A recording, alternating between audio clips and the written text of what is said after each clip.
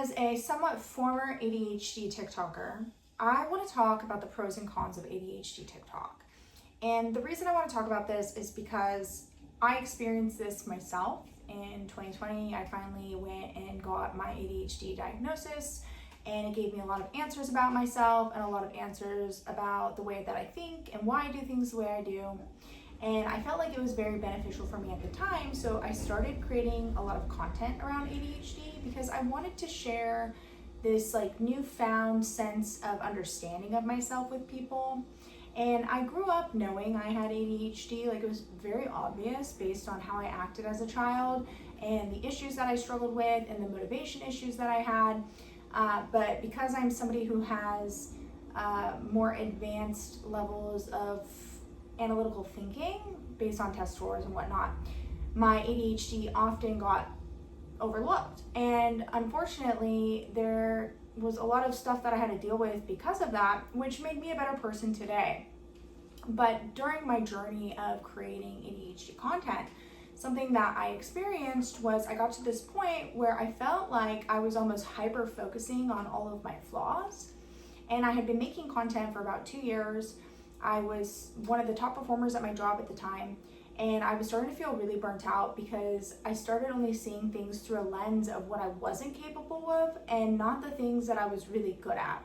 And so I tried to transition over to making content about the things that I felt like people with ADHD are really good at. And I got a ton of backlash. I started getting a lot of people that had originally followed me for my insights on what it was like to have ADHD, kind of making funny memes and jokes and doing funny skits about executive dysfunction and the struggles that we are faced with every single day. And I started talking more about solutions that could actually help move us away from identifying with the worst traits that we have and working with our brain in the way that we're intended to work with it. And the backlash that I got was a lot of people thought that it was blaming or shaming or the things that we kind of joked about when neurotypicals will give us advice and it's like, ha ha ha, we've tried that a million times, so why would I think to implement this now? And I actually stopped making ADHD content altogether. My entire following on TikTok was based on my ADHD content. So I completely lost all of my traction, but I felt like I couldn't continue down this pathway because I started seeing the damage that it was causing for not only myself, but the youth of America. And the damage that I in particular started to notice within myself is I started to have a lack of self-confidence within myself. I'm not somebody who's not confident. I've never been somebody who's not confident. Even on my lowest moments, I'm always like, we can do it. There's no other option. I'm a doer. I'm somebody who gets things done. I always outperform everyone. Even if I'm the worst in the beginning, I will be the best at the end. And I felt almost trapped, and I was a victim to my circumstances. And I felt like that was because of the hyper focus that I had on my ADHD symptoms through my art form, which is creating content for my audience. And it almost became this collective group of people who were relating to our emotional struggles, relating to, losing your keys and making jokes about, not being able to get things done. But I do believe when you speak things out into existence and when you're constantly focused on certain things, that does become your reality. So my life started to kind of fall apart while I wasn't able to complete tasks. I started becoming late to things. I was never late to stuff. I was always early because I had implemented behavior strategies that would help me with this process. And so I started noticing this decline in my skill level. And I felt like it was irresponsible to continue making this content. And then I felt like my hands were kind of tied because I felt like I couldn't go into giving people constructive feedback because every time I would create any type of content around constructive feedback on how to not be a victim to our circumstances, but to work with our brain and not just focus on the things that don't work for us, but the things that work really well for us, people would get really mad at me. And that made me even less confident because I felt like I had built this ADHD empire, as one would say. And then all of a sudden I lost it because I wouldn't just comply with being a loser. And I'm not a loser, and I don't think anybody with ADHD is a loser. And I think us looking at it through a lens of being a victim to our circumstances rather than looking at the strengths that we have as people is a big issue. Now, I think the issue that a lot of people felt like this content was missing was the actual difficulties that we do face. You can be really good at certain things and struggle with other things. Neurotypicals are really good at the things that we're not great at, but they're not as great at things that we're great at. We're creative, we think outside of the box. Most people with ADHD are inventors. We're creatives. Without us, we wouldn't have new age technology, right? That's cool. It's not that we have to have everything perfect, but when we're addressing how we can excel and we can use our brain as a superpower, that doesn't mean we don't struggle with things like executive dysfunction. But what it does mean is that we struggle with executive dysfunction in the form of trying to do tasks and be successful in the way a neurotypical person would be successful. We're not neurotypical. We can't work like, there's like this parable where it's like you have like a fish and a giraffe and a monkey, and the test is to climb the tree. Well, we're the fish. We can't climb the tree, but we can outswim a monkey. The monkey can climb the tree. The giraffe could probably get up there too. But if we're put into water, we're gonna outperform everybody. So we need to find what our water is. And so today what I want to do is I want to talk about the benefits of ADHD content because of this experience. And I also want to talk about the negative aspects of it so that way we can be a little bit more proactive and hopefully become better at understanding how things impact us. We can look at the cost-benefit analysis of having ADHD content out there and the risks that are associated with it for the youth of America. Because look, if you're an adult, but I'm more concerned with the youth of America right now. But even adults, right? Like, we're all humans. We all make mistakes and we don't know everything. I have bagels in the oven right now. I'm making those like Greek yogurt bagels with like everything bagels. Okay, anyways. After we go over the cost-benefit analysis, there's some pathways for improvement. And then I do want to dive into the backlash and cancel culture that's associated with ADHD TikTok discussion, because I think it's really important that we move away from that and we open up the floor for everybody with ADHD to have an opinion on their disorder. If people like medication, if people don't like medication, all of it's valid. There's not one way to deal with ADHD. And it's something that we have to allow to be discussed within our space. What do we mean when we're talking about ADHD TikTok content? Well, it just refers to the content on ADHD on TikTok where creators of all types discuss our experiences with ADHD, coping strategies, and joking about our symptoms. A lot of it is personal anecdotes and not a lot of constructive feedback from professionals. Do I think professionals are the expert opinion on ADHD, or do I think people with ADHD are experts? I don't know. I think it's a mix. I think a lot of people don't understand what ADHD is. I think a lot of people that have ADHD don't even understand what it is.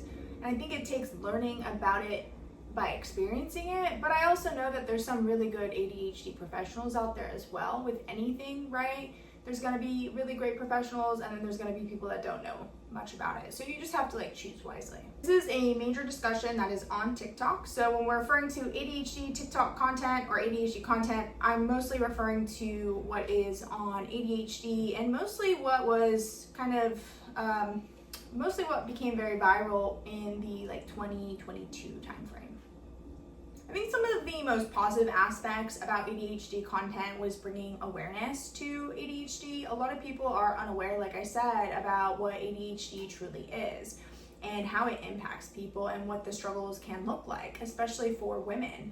Women often go underdiagnosed and become diagnosed later in adulthood because our symptoms look more like social interaction to a lot of adults when we are in our youth, things that are rooted in gender stereotypes, such as being more chatty and procrastinating through internalized distraction, which is harder to spot, where traditional ADHD symptoms typically look like what it looks like in men or boys, which is more of those hyperactive traits. And there's multiple kinds of ADHD. So you have hyperactive, you have inattentive, and then there's about 7 different types that have different types of symptoms that can be identified, which cross over with things like OCD behavior, as well as behaviors which are more leaning towards the spectrum. Bringing awareness to ADHD is super beneficial. A lot of us have felt like we've been unseen our entire lives. I know for myself, it made me feel really good. It made me feel like, wow, like I have these problems and now I have answers. And I think that's awesome. I think it's amazing. I think a lot of people have been searching for that their entire lives, and being able to experience that and be a part of a movement that was able to facilitate that is truly a blessing. Normalizing people with ADHD in society is also something that I think is very valuable. We exist, we've always exist. Oh, these are my bagels. Guys, look at my bagels. They're very hot. They need to proof. They're the Greek yogurt ones, and I put yeast in them, but they didn't like pop. So next time I'm gonna make them form. I mean, they're way bigger. They were smaller, but I think next time I'll let them form a little bit more. Oh my gosh. So not only is awareness super important and valuable coming from this movement, but normalizing our experience is vital. Look, we've always existed, we will always exist, and a lot of the inventions that we see today come from people with ADHD. People like Einstein, people like Tesla, whether they're on the spectrum or they have some type of neurodivergency, it's all kind of grouped together. We can't like diagnose people who are no longer with us, but they exhibited traits of ADHD and autism. People like Steve Jobs, Bill Gates, Mark Zuckerberg, even Elon Musk, right? So like innovators, people who lead in different areas of expertise within society always typically have this neurodivergency, which is ADHD in itself. And I think when we're talking about like ADHD, we are talking about like this entire movement. Awareness and normalization to ADHD does allow for community and peer support, which is something that we saw on TikTok, which was something that like I loved so much because I felt like I was finding like this entire group of people who totally understood the life that I had lived, and they completely related to everything that I experienced in my youth as well as in my adulthood. And so when I lost that, it felt really isolating because I felt like as I started to lose like even mutuals for changing the direction and the path in which I wanted to speak on things, it felt like I was being abandoned by the people who like were supposed to relate to me just because I had a different viewpoint on my difficulties, and I wanted to move into a space where I wasn't always like putting myself down but lifting myself up. And having that community really helped me get through a lot of the difficulties that I experienced, but in the same time, like losing that peer support because of stepping outside of the bounds in which people thought that I should perceive myself was equally as debilitating as the things that I struggled with. Like it was almost like proving that even if you have ADHD, if you don't comply with the stereotypes that people place on you, like you will be alone, which is like really sad to say, but that's what I felt like. The validation from it was really just like life-changing. And so I think that's probably why losing it felt so debilitating at the time. And maybe a part of that had to do with the fact that I was getting off my ADHD medication, because I just felt like there was a lot of negative traits that I was experiencing from being on it long term. But overall, community and peer support was normalized through this process, and for those that still have access to that community, I think it's really wonderful, and I hope that they're feeling like very beneficial from, they're feeling like a lot of benefits from that experience. The increased awareness and the community and peer support benefits. We also had a lot of opportunity to find alternative coping strategies in the beginning, because I think people were more open-minded when ADHD content became more trending and viral. This was before the algorithm had changed within TikTok. Like TikTok used to be like the wild, wild west, like everything would just go viral. But now you really do have to follow like certain rules and laws to gain any type of traction on TikTok. And I really feel like that's like the downfall of TikTok, but that's a different conversation for another day. And during this time period, there was a lot of behavioral advice going on that were not related to pharmaceutical strategies, that were rooted in meditation, mindfulness, time management strategies, even environmental modifications. And then there was also those that went a route that took medication, where they had alternative coping strategies that went along with being on medication, because medication in itself is not enough to fix behaviors. You also have to implement strategies, but your brain is working differently, so you have to implement different strategies than you would if you were not on medication. This was really empowering for a lot of people, and it was a beautiful time to see this growth of normalizing something that a lot of people struggle with in America. Why people struggle with this, that's another conversation for another day. I know a lot of people have a lot to say about how many people have ADHD, whether it's rooted in the way that things are diagnosed, whether it's rooted in the way that people want access to medication, or it's rooted with the type of food that we have, the way that our brain has been hijacked by so many dopamine driven behaviors through technology. I don't know. That's not what I'm here to debate. What I'm here to understand, though, is how this benefits us in talking about it. And if that's something that you want to debate, there's probably a channel out there that is better for you. So what are the negative aspects of ADHD, TikTok, and content? Well, the spread of misinformation can happen very fast, and it does happen very fast. And I think that's why we saw a lot of people who were self-diagnosing very normal behaviors starting to fall within the ADHD bucket itself. Am I somebody who can determine that? Absolutely not. You have to go through a diagnosis process, and you know yourself better than I know you. But there are people that are always going to fall into a bucket of self-diagnosis that is incorrect. We've learned this. I mean, when you study psychology, you learn this. I learned this at UCLA when I studied psychology. And they made us very aware of the trap of even us falling into self-diagnosing ourselves with a lot of the things that we were learning at the time of our education, and to be very aware of that, because there's certain qualifiers and a certain process that you have to go through to determine what the cause is of the behavior, because the behavior itself does not determine the diagnosis. Like, a lot of diagnoses have similar behaviors. BPD, ADHD, very similar. Narcissism, BPD, very similar. But it's the root cause that is going to determine the diagnosis, and there's certain qualifiers that have to be combined, which is rooted in the DSM-5, that need to be present. So self-diagnosis became very popular during this time frame, and I think that can be very beneficial for people who knew their whole life, something's going on, but I think it can also mislead people who don't have that issue and they need help. Because obviously, even if you're like trying to self-diagnose, like, something's going on. There's no denial that you're struggling and you need help. And it's okay to struggle and need help. But you need to find the right thing that will solve your problems, and you can't do that through a TikTok video. Like, nobody should be diagnosing themselves based on one TikTok video.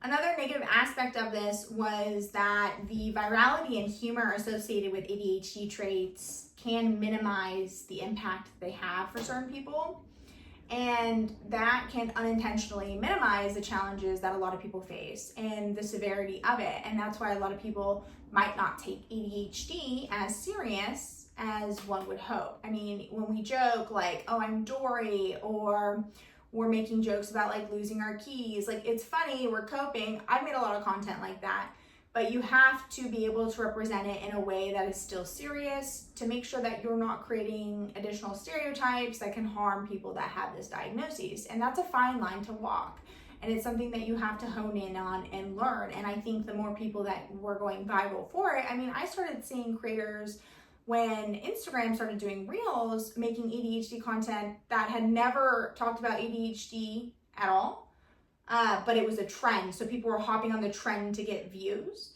And maybe they have it, but their account was like about fitness and how they stick to like a really strict schedule and a really intense regime.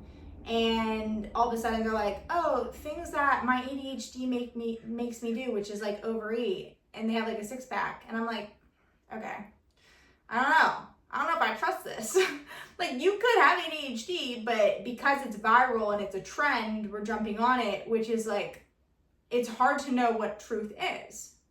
And it minimizes the reality of what people with ADHD face when we don't know if it's a true representation or not. And there's no way for us to know, right? There's no way for us to know. But unfortunately, there's also this fine line between normal behavior variations, which can be mistaken for ADHD. So I think it's very easy for people who don't have ADHD to hop on these trends and poke fun at it, which blurs the lines of the severity of the struggles that some people do face with. Another backlash is the identity culture that came from ADHD, TikTok, and content. So we moved into this culture where people started identifying as their ADHD. And I fell victim to this. I mean, I made a lot of content. A lot of the things I'm talking about are backlash. Like, I did these things. I experienced these things. That's why I wanted to like change my opinion on the way that I was approaching it, because I felt like it was negative. And so the identity aspect of it is like, you start identifying with like your disorder. Like, I am ADHD. And like, people would be like, you're not, you're ADHD. And then you become defensive because, you know, you're expressing vulnerability online. And then when you become defensive, you feel like as a content creator, you have to like double down to protect yourself. And it's a learning curve, right? Like, you don't know these things until you're in the situation itself. And something that can happen from that is that when you start to identify with your disorder, like, your symptoms are going to manifest even worse. Like, that's just the reality of what we tell our brain to do. So if I tell my brain I'm bad at something every single day, or my body can't do something, my body is going to think that's truth, because that's what you're telling yourself every single day. And that's neuroplasticity. And we're telling our neurons, like, that's the reality of our existence. And there is truth within that. There's tons of studies on neuroplasticity in changing the way that we think, which can change the way we perceive the world, which is how we change the way we move through the world. And labeling culture and constant exposure to ADHD content can lead people to blur the lines between like symptoms that they're experiencing, and then there's just the reality that their life is controlled by these symptoms themselves. And sometimes you have symptoms and sometimes you just have normal behavior. Like, you are who you are. ADHD is a part of you, but you are not ADHD. And that's something that got blurred within the discussion. And last but not least, the negative aspect of the backlash against alternative approaches was very difficult. So a lot of people believe that you can't stigmatize medication. Like, you can't say anything bad about medication, because then everybody's going to jump on it and they're going to say that our medication is bad because it's already stigmatized. Well, look, some people have bad experiences on medication. I lost all my hair. I literally have this like, look, you see this like little, like whatever this is, my little curly things, all of this was gone. This is all new hair. I only grew back. The whole back of my head, gone, because my nervous system did not like being on ADHD medication. It didn't like it. I was ran into the ground. My thyroid is still trying to rebound from it. My thyroid went into a hyperactive mode. Like, it completely destroyed my entire system. I was very healthy before I got on this medication. That's my experience. For some people, it works wonders. That's amazing. But if we're unwilling to accept the reality that some people have a bad time on medication and they need alternative ways to manage their ADHD, that's dangerous. And understanding that it's okay to critique something, it doesn't demonize it, it's just about how you talk about it, right? That's something that was silenced and constantly rejected online. Like, I had a lot of mutuals that I met along the way as I got off my ADHD medication who also spoke against their, they spoke about their negative experiences of being on ADHD medication, and they got like completely canceled for it. So I couldn't even like discuss this openly on TikTok at the time, because the second that I expressed that I was getting off ADHD meds, people perceived it to be an attack on them when I wasn't talking about them at all, because they've identified with this belief system that they have ADHD and they can't function without their medication, and that if anybody threatens that narrative, then their meds will be taken away due to the classification and the scarcity of the medication itself. Look, I got off medication when there was a shortage. So like, I did you a favor because now you can have my medication. But it just wasn't perceived in such way. So a lot of ADHD TikTokers who advocate for just behavior modification, they receive a ton of backlash. And that's what I started to experience as I transitioned away from believing that medication was the right path for me. And like, a lot of my ADHD content supported medication originally because it did change my life. Like, this is the thing, is like, I started off doing a lot of these negative things, and then I realized like, this is not good, this is not right. So we need to change this. And then trying to implement that change based on the following that I had, unfortunately, the way social media works, it creates this like narrow pathway where your following is going to be rooted in this like one belief system, because these algorithms do not celebrate diversity in thought, that you're going to be put in a situation where when you're trying to change that narrative, you're faced with all of the opposers and people who are going to agree with you or want to understand you won't see the educational content that you're putting out. And I think that's sad. I just think it's like a really negative that came with ADHD content, especially just because of the algorithms like shaping people's belief systems. When we're looking at a cost-benefit analysis of ADHD content, we have to look at a couple factors, okay? So, number one, social support. It does provide a community that can help reduce feelings of isolation. I think that's a win for everybody at the end of the day. I think early intervention that can come from being so aware of what ADHD is vital. A lot of parents can see the early signs for their kids and help get them help. And that can be life-changing for a lot of people, which is very empowering. And it empowers us to share coping mechanisms that can inspire positive behavioral change, whether that's through medication or not, whether it's seeking therapy, whether it's self-implementing behavioral tactics. All of it is very positive. But the cost that comes with social media that's rooted on ADHD content is there's a large risk for misinformation to spread.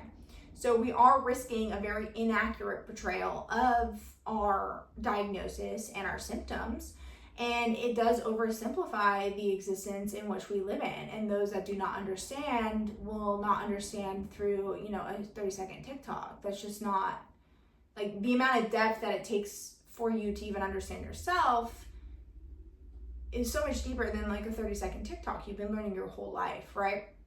And so it does lead us to somewhat undermine professional advice. Like, you need to seek out a professional to truly understand whether medication is going to be beneficial for you or not. And you need to seek a professional out that is not going to be persuaded by financial reasons to get you on medication. And that's something that a lot of people don't understand from TikTok. A lot of people will either preach that that is the solution or that's not the solution. And in reality, like, the solution is going to need to be tailored to who you are. And I think when we use TikTok to spread information on ADHD medication, it's very easy for people to forget that they should also seek professional opinion. And that's not always accessible to a lot of people, which is totally understandable. And so I think there's a benefit, right, of still having this type of content available.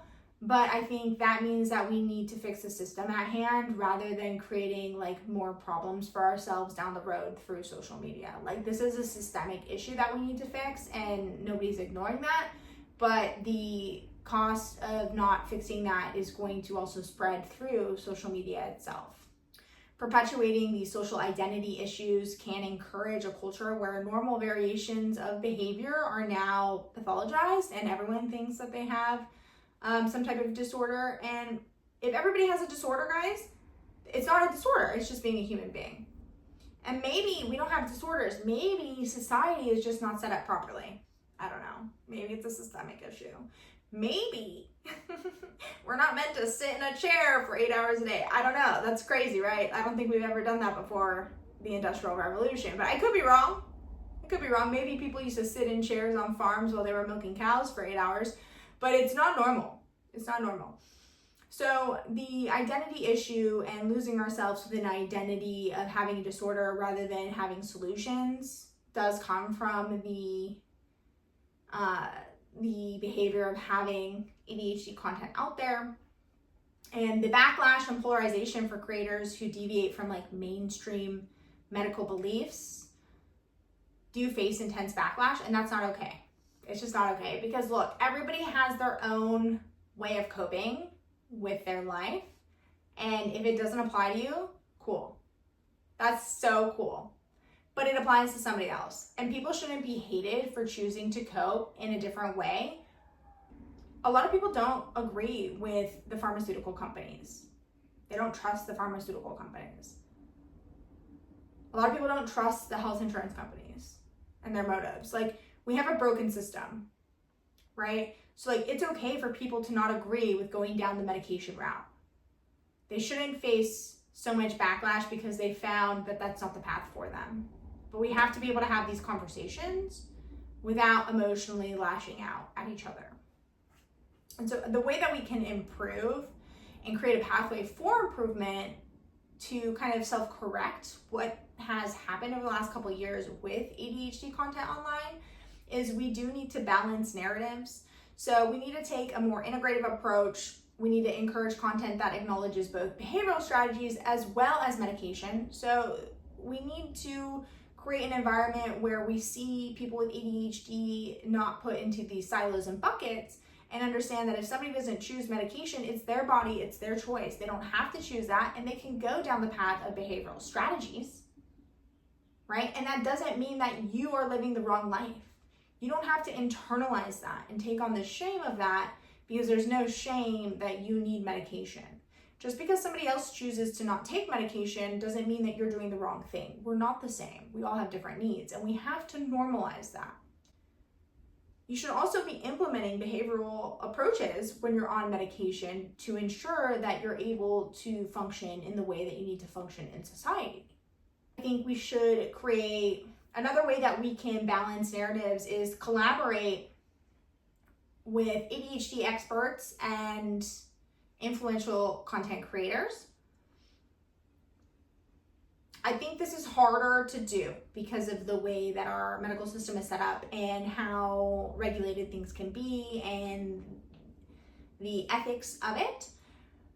But hopefully down the road, we'll see people like Better Health and maybe different online therapy tech companies starting to partner with ADHD and other mental health specialists online. And that way we can understand the missing areas that tend to fall into these blind spots when people are creating content and they're not fully informed. I think what we can do as people internally is educate ourselves. So we need to create an initiative where we learn digital literacy. I mean, this is fairly new. But I think if we move forward in a systemic way of implementing programs within schooling that can teach the youth how to critically assess online health information, I think people will be more beneficial down the road. This isn't something that we could have foreseen, but it's something that we're aware of now. And so I think implementing this down the road and allowing people to learn, I mean, we learn about propaganda within like World War II and World War I and history class. We should have classes that teach people how to discern information online, because the online scope has completely changed since the birth of the internet back in the 90s. Another way that we can improve is I think these platforms need to really crack down on bullying for all content creators. Look, like the things that I get messaged, the things that I have experienced online for simply like having an opinion that somebody didn't agree with is kind of insane.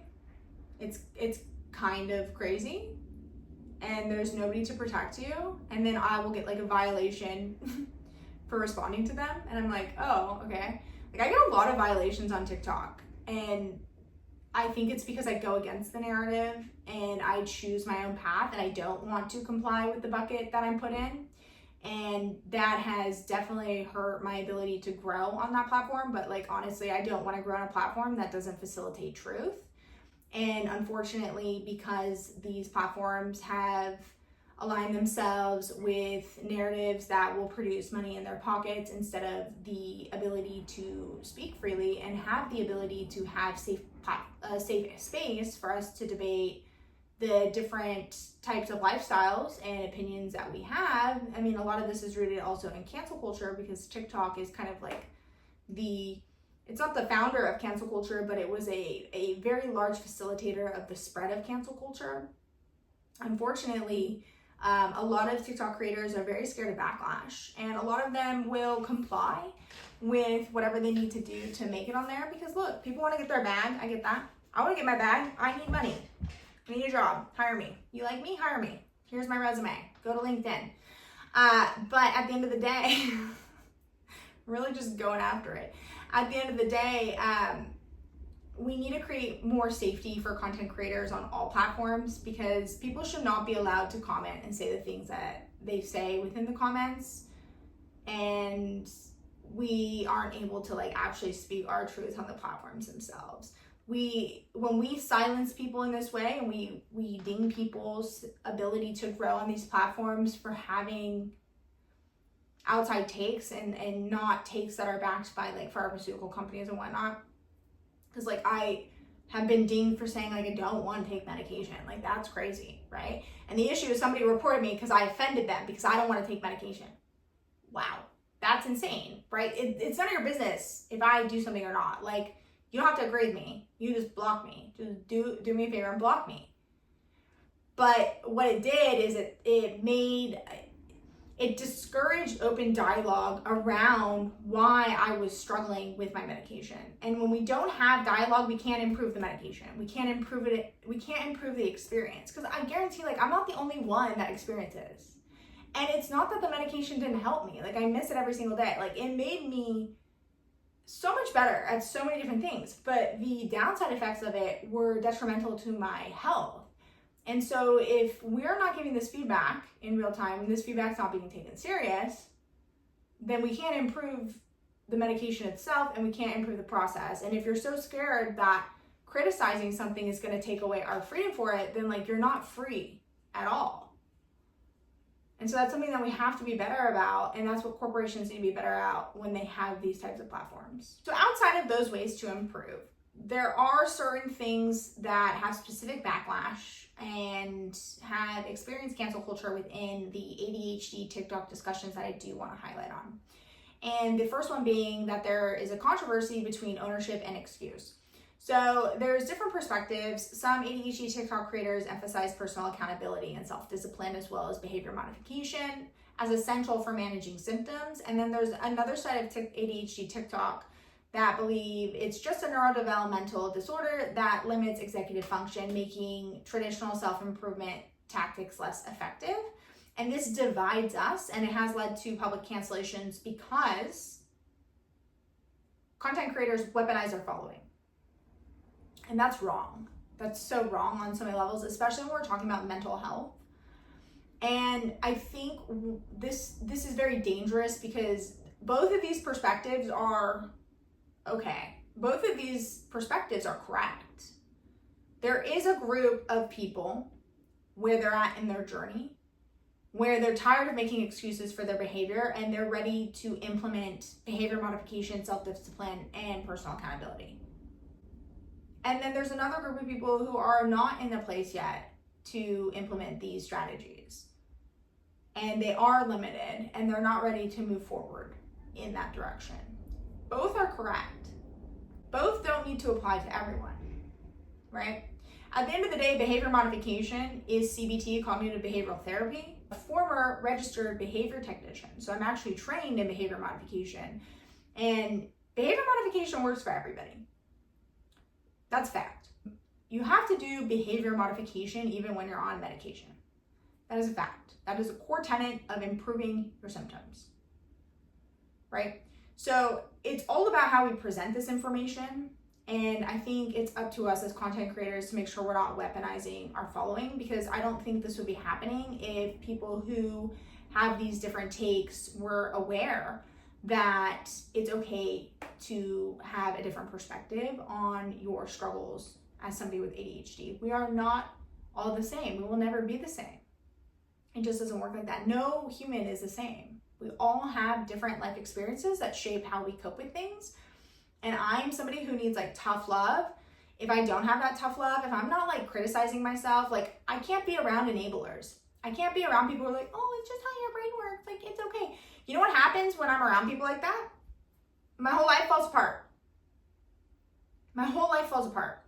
I go into a deep, dark depression. I don't want to be on the planet. I can't be around people like that. That hurts me.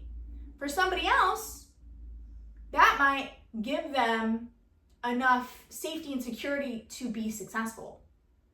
That doesn't mean it's wrong because it doesn't work for me. What it means is I can't be around you. And that's fine. But what we see is when somebody expresses this take, then we have other content creators stitching it, and then they're like coming at you. I mean, I remember I made a video about how I had learned I had ADHD, which had caused all my communication issues, and how I felt like really abandoned by my parents. And I had a content creator come at me for that. And they're like, well, you have to own it. I'm like, I was a child. What am I supposed to own? Like, there's a time and a place. I'm owning it right now, but I'm telling you, I didn't understand what was going on with me. Like, I'm expressing the fact that I didn't know what was happening, and people abandoning me compounded my issue, right? And you're saying that I deserved it, which is not beneficial for the context of the conversation. And if you are making content in a mental health space, you shouldn't be saying that to anybody. If you don't understand the context, I mean, shoot me a message, right? But like, don't try to cancel me with your following. It didn't work. But they tried to. And that was annoying. That was so annoying. I forgot about that. So another part of this backlash is that there are a lot of creators who are criticized for promoting self-discipline.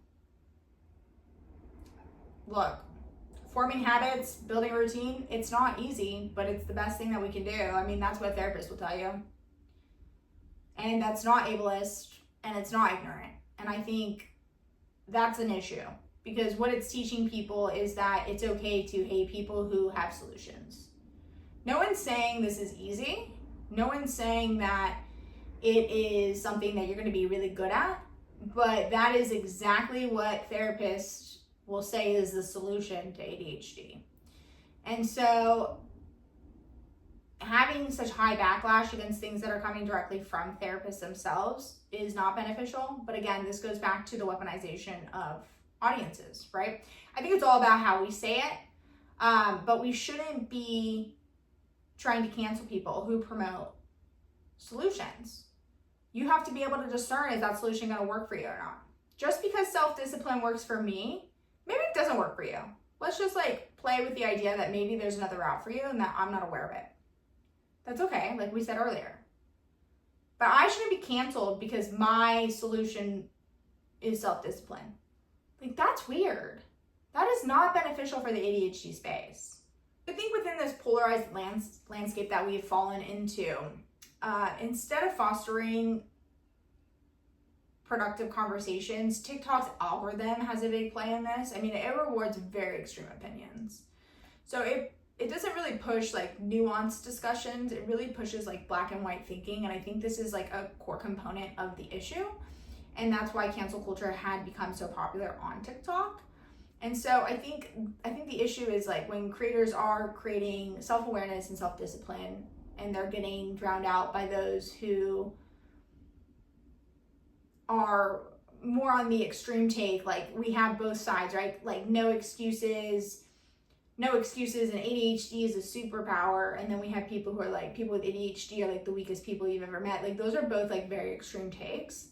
Like, your ADHD can be a superpower, for sure. But like, that doesn't mean that you're Superman flying through the sky with your ADHD. I mean, even Einstein himself struggled with so much, right? Like, it's just not the reality for a lot of people. Nobody is going to be completely perfect and have advantages. Everybody has advantages and disadvantages in life. And the way we talk about it has to be nuanced. And so the algorithm polarizing this just discourages our ability to have those balanced conversations. And I think that further hurts people within the ADHD community more than the outside perspective ever has. So at the end of the day, if we want to improve the way people with ADHD are seen in society, We have to stop lashing out at people who have different approaches and different narratives. And we have to find a way to consistently adjust and learn from our own experiences. I think self-ownership in our management of our own ADHD is so important. It's kind of like what I opened up with when I was talking about how I shifted from making ADHD content to try to make more empowerment content around it, because I noticed how it was like impacting me. I felt like it wasn't helping me, but like my symptoms were becoming worse and worse, and everything was kind of like starting to like crumble on top of me, and I felt like so out of control with my ability to change my life. Like I completely lost my self-confidence and my ability to take ownership of myself. And I have never been somebody like that, because I just got diagnosed in 2020, right? So my whole life I've had these struggles, but I took accountability of my actions, because there's quite frankly no other way to be successful in life. Like you have to take ownership of what you're bad at, and you have to work on it and improve it. Me knowing why I was bad at something allowed me to take ownership in a better way. But when I was creating content around my failures constantly, I started failing more in real life. And so I was able to acknowledge that, and I was able to take ownership of that and make sure that I was managing myself properly, and I was punished for that by the online space. Like I quite literally lost a large source of my dopamine, my community, and the people that I wanted to help, because I wanted to take ownership for my own failures. That does not help us improve as a community. We have to balance out our discourse. And this has to come through creators taking the time to self-reflect on the content they're making.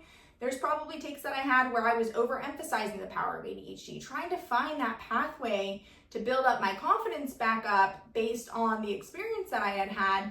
But there has to be discourse on both sides of the experience. And we also have to create communities where we encourage balanced discourse and understanding and self-reflecting, and not pointing outward but pointing inward, and not being concerned about what others do, but being concerned about what works for us, and creating a community that is willing to take in new information and discern whether that information is going to be valuable for them or not. At the end of the day, with social media literacy, we have to discern the information that we're taking in, or you're going to be susceptible and vulnerable to be influenced by things that can harm you. And if you're not able to discern what's for you and what's not for you and set those boundaries, then you can get into a situation where you're taking on a lot of information that is negatively impacting you. So we have to create a safe space for these diverse conversations and discussions, and educate people in understanding that there's not a one and all solution for the way that we manage ADHD, and we shouldn't allow social media to dictate that. We can validate different ways to manage it, whether you prefer medication or not. We can manage different experiences, or we can validate different experiences that people have.